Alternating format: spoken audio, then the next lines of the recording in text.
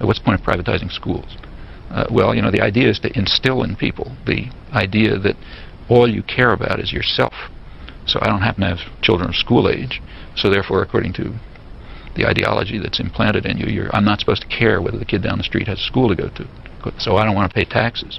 You know, I want to cut taxes because I don't care if that kid goes to school.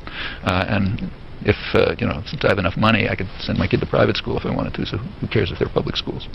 So we should privatize schools to eliminate the conception that we should care if some other kid goes to school, which everybody has. So you've got to drive it out of their heads. But the same is true, I don't know if it's happening here, of efforts to privatize pension and security systems. What's the point of that? Like in the U.S., these big effort to try to privatize Social Security. I mean, you know, financially speaking, it's ridiculous. It's a huge cost and everything else. But there are reasons for it. Social Security is based on an unacceptable principle, namely that each person, that you should care if the disabled widow across town survives. And you're not supposed to care about that.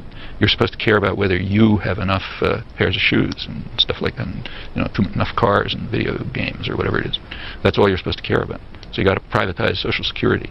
Also, another advantage to privatizing Social Security is that it has the brilliant consequence of turning working people against their own interests. Because if your pension is tied up in stocks, you want to make sure those stocks go up. And the way those stocks go up is by cutting wages and reducing working conditions and, you know, sending jobs to, you know, Chinese sweatshops and so on. So as a working person, you have to be committed to undermining your own interests. And that's important. So for reasons like that, you want to privatize Social Security and privatize water and schools and everything else.